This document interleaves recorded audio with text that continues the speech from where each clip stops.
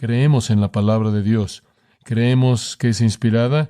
Creemos que no tiene error en los autógrafos originales y Dios la ha protegido y preservado hasta el día de hoy, de tal manera que permanece sustancialmente fiel a su revelación original. Creemos que cuando la palabra habla, se nos manda a escuchar. Esta es la razón por la que la Biblia es el tema de todo lo que hacemos. Definimos la vida y el ministerio en términos bíblicos. Es lo que creemos, es cómo nos conducimos, y es el mensaje que proclamamos. Hay un par de afirmaciones definitivas en el Nuevo Testamento que abarcan nuestras escrituras, que definen para nosotros la naturaleza de la inspiración. Escuche 2 de Pedro capítulo 1 en el versículo 20.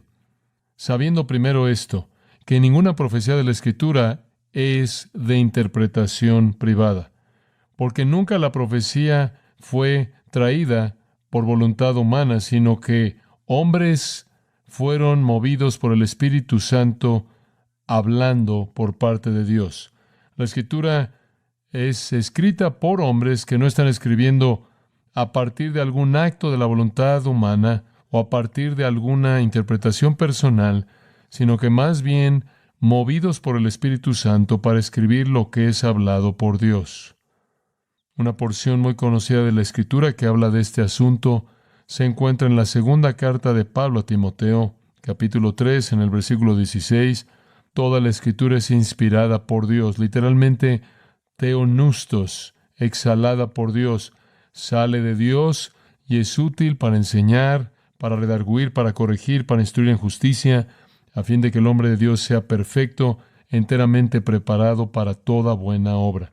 Toda la Escritura es inspirada por Dios, y esa inspiración significa que viene de Dios mediante escritores que son movidos por el Espíritu, de tal manera que escriben lo que Dios ha dicho y no lo que quieren decir. Ahora, obviamente, todo lo que necesitamos saber acerca de Dios y acerca de nosotros y acerca de la salvación y acerca del futuro y el tiempo y la eternidad está contenido en la Escritura. Debido a que todo lo que necesitamos está en la Escritura, debido a que somos salvados por la palabra de verdad, debido a que somos santificados por la verdad, la palabra de Dios, debido a que encontramos nuestra esperanza de gloria en la palabra, debido a que toda instrucción para la vida está contenida aquí, esto entonces se vuelve el punto de el ataque constante e incansable de los enemigos. Bueno, sin tomar tiempo para rastrear el flujo completo de este ataque satánico, la Escritura revela la historia de ataques en contra de la palabra de Dios mediante una variedad interminable e imparable de falsos profetas, falsos maestros, mentirosos, falsos apóstoles, engañadores, desde Génesis hasta Apocalipsis. Y el ataque se está llevando inclusive en la actualidad. La batalla por la autoridad bíblica se lleva a cabo en toda generación, en todo lugar. Siempre existe la batalla por la Biblia. Siempre existe una necesidad de levantarse para defender la Escritura. Podría definir mi propia vida en términos de el enfoque de esas batallas. Si tan solo divido los periodos de 10 años de mi vida y ministerio, en esos primeros años fue la batalla por la inerrancia, el asunto de la inerrancia, la autoridad de la Escritura. Y durante 10 años estuve en el concilio de la inerrancia, guiado por el Dr. Jim Boyce con 100 eruditos, y estábamos trabajando duro en escribir y producir materiales que defendieran la autoridad e inerrancia de la Escritura. Y de ahí salió la afirmación de Chicago, de la inerrancia bíblica, una afirmación monumental para la iglesia históricamente. Y una vez que habíamos tratado con los ataques frontales de los críticos, entonces vino el movimiento místico y tuvimos que enfrentar eso también. En los siguientes años de mi ministerio hubo una batalla por defender la singularidad de la Escritura, porque todo el mundo y su hermano tenían una nueva revelación y una nueva palabra de sabiduría y una nueva palabra de conocimiento, y hubo una proliferación de supuestas palabras de Dios, palabras de Jesús. La gente estaba acumulando todas estas revelaciones, y buscamos defender la singularidad de la Escritura en contra de ese tipo de ataques. Y más recientemente otro asunto tratando con la Biblia es el ataque en contra de su claridad, que no se puede entender, que no es comprensible, que es imposible interpretarla de manera exacta o ser dogmático. Es un ataque tras otro, y ese ha sido el campo de batalla y siempre será el campo de batalla y siempre debe serlo, porque, como dije al principio, todo lo que necesitamos está en la palabra de Dios. Ahora, permítame tan solo hablarle un poco. Voy a abordar más bien en esta noche el estudio a manera de salón de clases, hablando de algunas de las cosas que están atacando la Escritura que usted simplemente necesita conocer. ¿De dónde vienen los ataques? Número uno, los ataques vienen de los críticos. Existen aquellos en el lado escolástico, académico, que todavía continúan atacando la Escritura. Todo viene del liberalismo alemán, de la crítica más alta de Graf, Wellhausen, esa teoría ligada a una recuperación en la neortodoxia bartiana, dejó un legado que arrasó con las denominaciones más grandes, arrasó por universidades y seminarios y simplemente destrozó e hizo añicos la inspiración bíblica. Esto ha sido confrontado, ha sido enfrentada por años y años y años, una negación abierta de la Escritura como viniendo de Dios, como la palabra de Dios verdadera, inerrante, inspirada y con autoridad. Y sigue inclusive en la actualidad, en las maneras más necias y absurdas.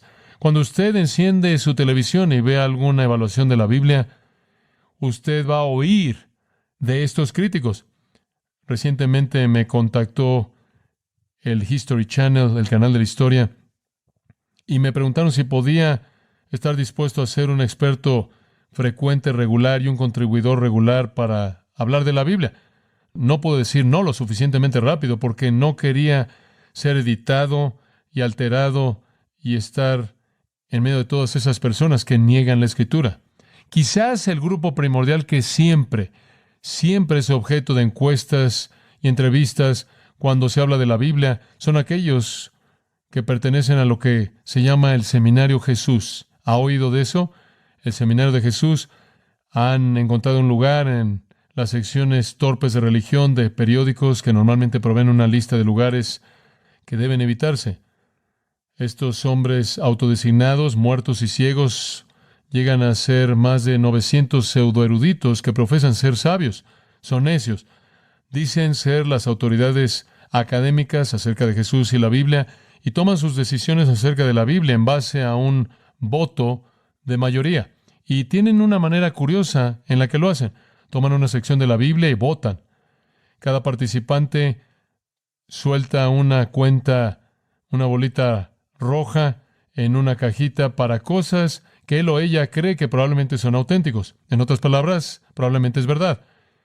Las cuentas rosas significan que es posiblemente auténtico. Las cuentas grises fueron usadas para dichos que creen que han sido alterados por los discípulos o los primeros cristianos. Las cuentas negras son las más fuertes.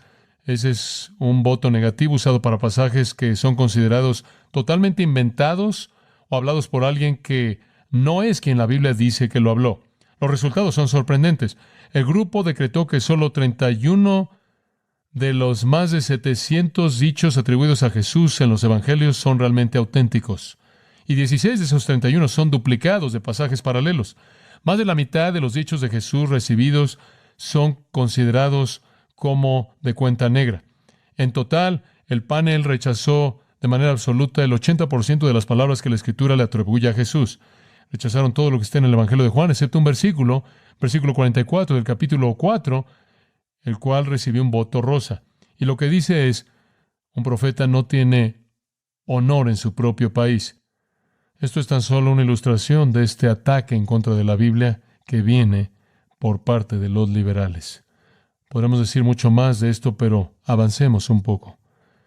Podemos hablar de la nueva perspectiva de Pablo que ataca al Nuevo Testamento, el entendimiento del Nuevo Testamento, de la doctrina de la justificación. Podremos hablar de la apertura de Dios que ataca la naturaleza misma de Dios. Quizás debería decir una palabra de esto. El teísmo abierto es una nueva idea liberal que comienza con la negación de que Dios conoce de manera perfecta o controla el futuro. El teísmo abierto es la idea de que Dios está abierto al futuro. Él no tiene idea de lo que viene en el futuro. Él no tiene la menor idea. Él simplemente es como tú y yo. Él está tratando de reaccionar a lo que está pasando y él no tiene conocimiento por adelantado de nada más de lo que tú y yo conocemos porque no ha pasado, por lo tanto él no lo puede conocer. Él no sabe lo que va a pasar hasta que la gente toma decisiones. Él no sabe cuáles van a ser esas decisiones y él está respondiendo como un jugador de ajedrez muy hábil, haciendo lo mejor que puede por cumplir su voluntad en respuesta a lo que nosotros hacemos, a los movimientos que nosotros ejercemos. Este es un punto de vista muy, muy popular, muy amplio que se está desarrollando. Ataca la naturaleza misma de Dios, ataca la deidad de Dios. Dios no es el Dios que dice ser. Él no habla verdaderamente de sí mismo cuando dice que Él conoce el fin desde el principio. Por lo tanto, Dios es un mentiroso y es una repetición exactamente de lo que vimos en el huerto. Todo ataque por parte de estos críticos que niega cualquier porción de la Escritura es una batalla que debe ser peleada y un punto en el que debemos defender la autoridad de la Escritura. Pero usted no solo tiene ataques por parte de críticos, tiene ataques por parte de personas que están en sectas. Y esto simplemente no voy a decir mucho de esto. Estas personas que no aceptan la palabra de Dios y su interpretación exacta, sino que quieren añadir a la palabra de Dios los escritos de algunas personas. Ellos atacan la palabra de Dios de manera incansable con estos documentos que tuercen y pervierten la Escritura, escritos por Satanás mismo.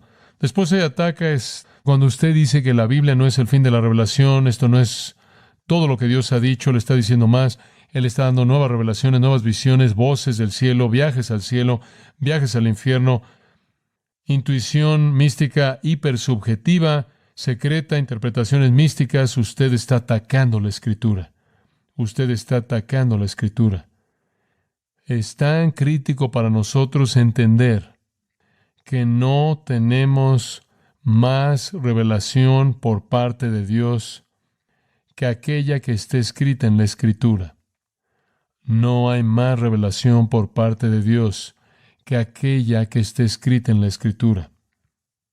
Usted inclusive oye a personas en la actualidad hablar de escucha la voz de Dios, escucha y Dios te va a hablar. Entrénate, aprende a oír la voz de Dios. Eso no solo es ridículo, sino también peligroso. Si usted quiere oír la voz de Dios, abra su Biblia y lea lo que Dios ha dicho. Hay un cuarto ataque que tan solo le menciono, simplemente para darle una idea del panorama, el ataque que viene por parte de la sociedad. Estaba leyendo un libro escrito por uno de los hombres de la iglesia emergente y se le hizo la pregunta, ¿recibes a homosexuales en tu iglesia?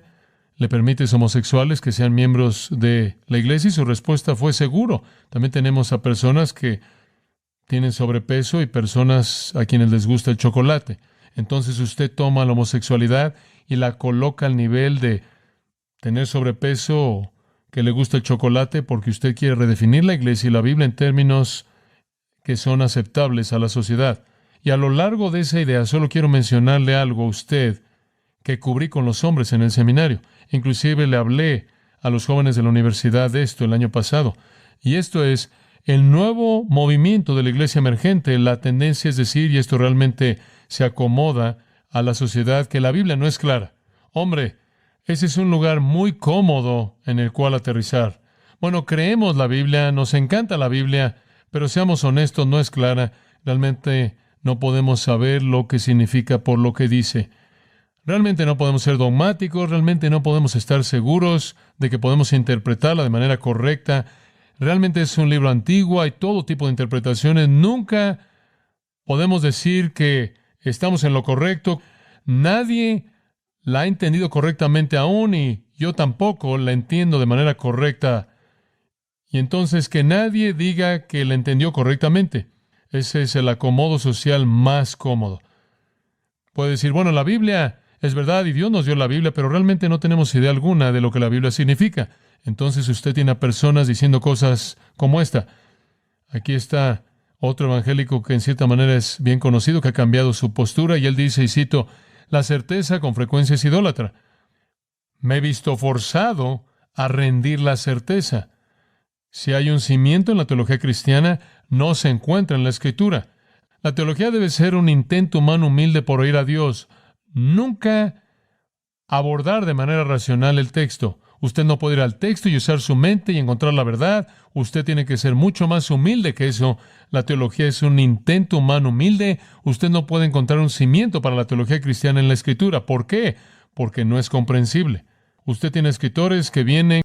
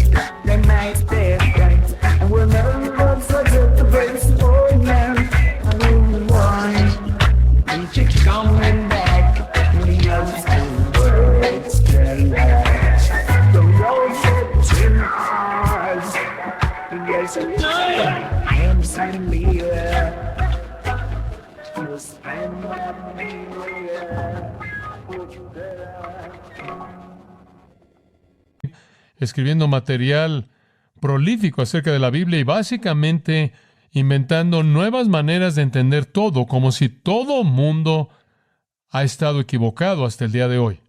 Lo cual hace que uno pregunte, bueno, si todo mundo está mal y a lo largo de la historia siempre han estado equivocados, ¿por qué entonces tú estás en lo correcto? Lo cual alimenta de nuevo la mentalidad de que nunca podemos entenderlo correctamente.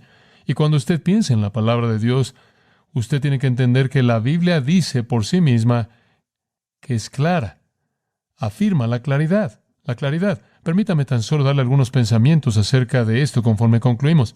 Romanos 1. Si el pecador es responsable por la revelación de Dios en la creación y la revelación de Dios y la ley escrita en su corazón y la conciencia, Romanos 2, de tal manera que no tiene excusa. Esto es, si Él es responsable delante de Dios, es culpable delante de Dios por rechazar esa revelación que se manifiesta en la creación y la conciencia. Si Él está sin excusa en ese punto, entonces créame que Él está sin excusa por rechazar esa revelación que Dios ha escrito en su palabra. El pecador es responsable. La Escritura es clara. La Escritura es necesariamente simple, porque Dios, su autor, creador, redentor y juez, habla de manera simple. De lo contrario, no puede alcanzar su redención. Si Él no habla de manera simple y comprensiva, entonces la gente no puede saber qué debe creer y cómo debe responder. Si Él no habla de manera simple y clara, no pueden saber de la salvación, no pueden saber del juicio venidero, no pueden saber del cielo y el infierno, no pueden saber del pecado y la justicia, pero deben saber y son responsables por saber. La Escritura cede su significado a la razón común y corriente y al sentido literal. No hay significados misteriosos, escondidos, implícitos. En todos lados es llamada luz, inclusive es luz para aquellos que la rechazan. Juan 3. Aborrecen la luz y huyen de la luz porque es luz. La Escritura es clara, no solo porque es clara de manera manifiesta en y por sí misma, y clara para la mente razonable, sino porque el Espíritu de Dios la ilumina.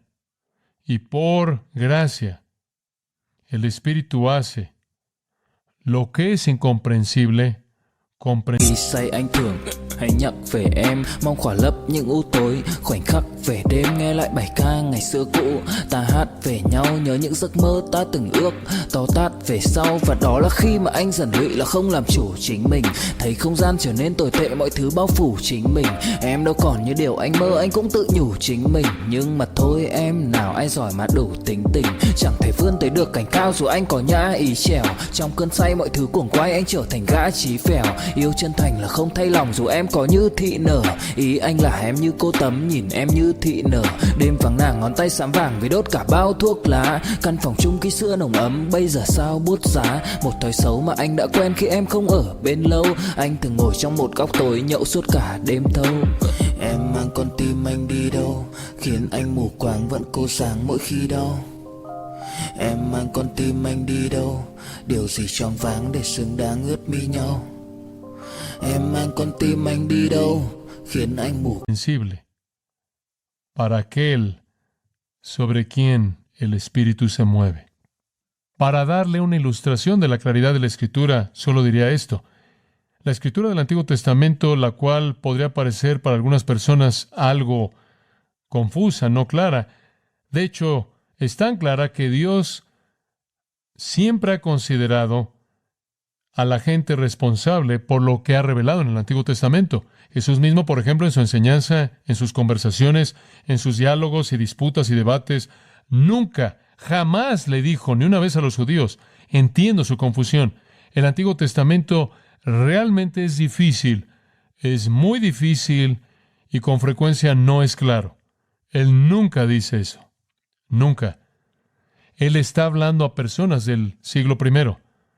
Están a 1000 años de distancia de David. Están a 1500 años de Moisés y están a 2000 años después de Abraham. Y Jesús todavía supone que tienen la capacidad de leer e interpretar de manera correcta la Escritura del Antiguo Testamento. Si fuera imposible entender las Escrituras para algunas personas que estaban a 1000 años de distancia o a 2000 años de distancia, como nos están diciendo que es para nosotros ahora, a 2000 años de distancia de la Escritura del Nuevo Testamento, entonces esperaríamos que Jesús dijera algo así como: veo cómo surgió tu problema. Pero Él nunca dijo eso. Y sea que Él esté hablando a eruditos, fariseos y escribas, o a personas comunes y corrientes, Él siempre da por sentado que ellos son responsables por entender de manera equivocada alguna enseñanza en la Escritura. Una y otra vez Él dice: ¿no habéis leído? ¿Nunca habéis leído? ¿Nunca habéis leído las Escrituras? Él les dice: erráis, porque no conocen las Escrituras ni el poder de Dios. Su problema es que no escudriñan las Escrituras, las cuales hablan de mí. También usted podría ir tan lejos como para decir esto, e inclusive es entendida por los gentiles. Pablo, escribiéndole a los Corintios, 1 Corintios 10, dice: las Escrituras del Antiguo Testamento fueron dadas para nuestra instrucción, inclusive como gentiles. Y piense acerca de las epístolas del Nuevo Testamento.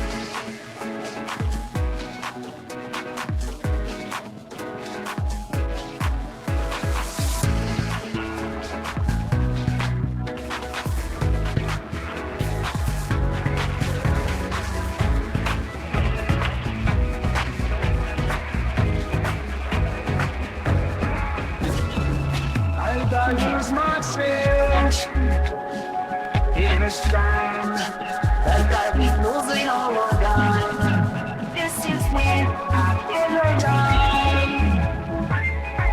In a magic in your life.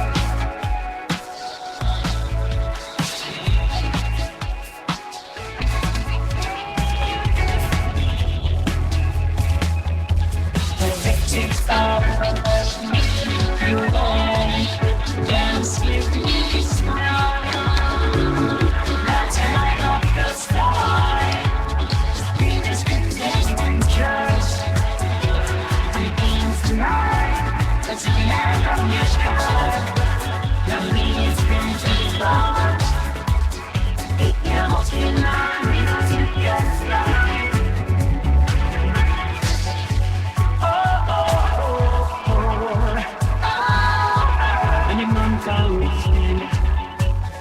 Where's your road that mythical? Why can't combinations fall?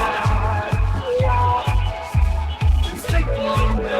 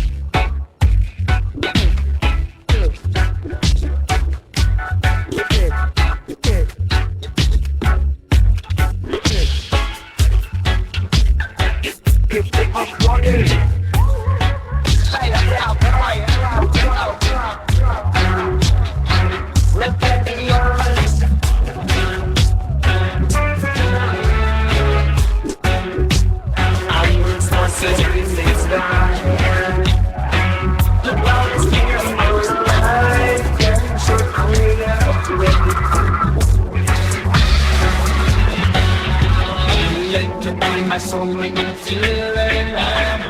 I'm looking to tell her it's I push by the rule the dice is fine the inches you can't deny.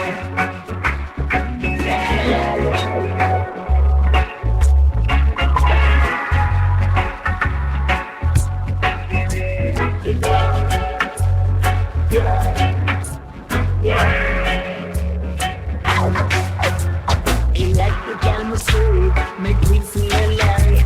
Dance with you tonight. Let's light a different sky. The beat is concentrated. Keep taking a night. Let's get lost in this and let it ride. I need some space. The night's perfect. And we'll never run such a place for now. I don't want. We keep coming back. We know the words can last. The road's in ours. Yes, I am suddenly you spend me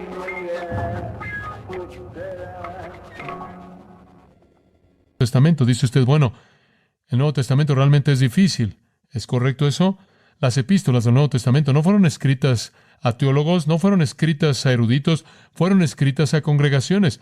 La iglesia de Dios en Corinto, las iglesias en Galacia, a todos los santos en Cristo Jesús en Filipos y demás.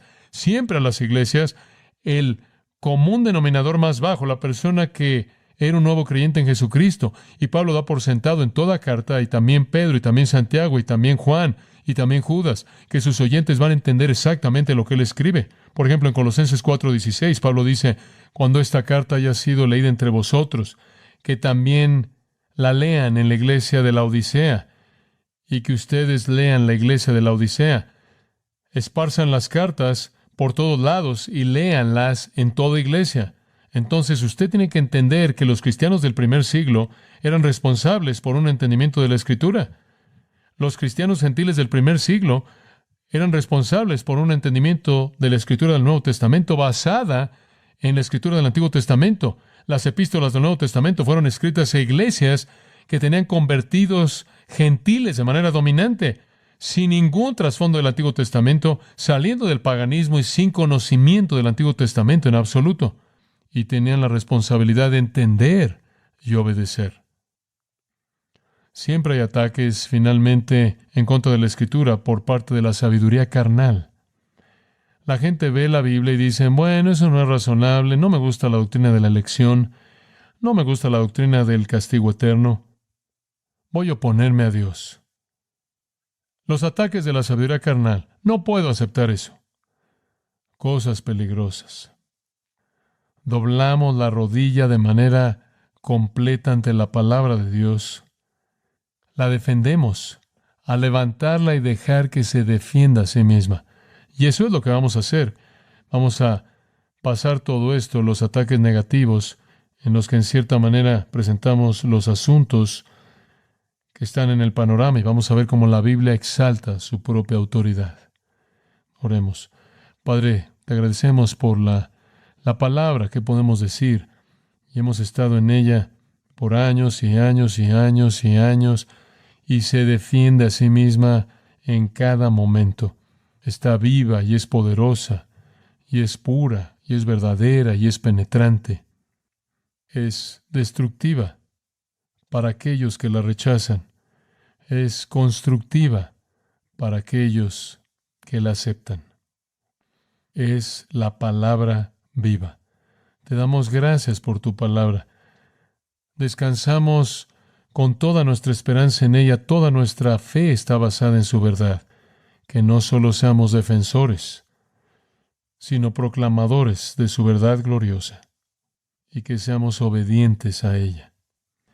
Te agradecemos por el tesoro que es, que su tesoro es inagotable, sus riquezas son ilimitadas y están siempre disponibles para aquellos que van a abrir sus páginas en oración, estudiándola de manera cuidadosa.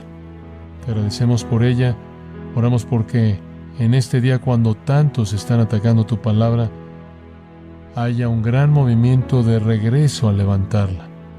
Tú has exaltado tu palabra. El Salmo 138:2 dice, tan alto como tu propio nombre, y hacemos lo mismo. Estamos agradecidos por ella, porque en ella sabemos todo lo que quieres que sepamos, todo lo que necesitamos saber para que podamos darte gloria. Por esto ofrecemos nuestra alabanza en el nombre de Cristo. Amén.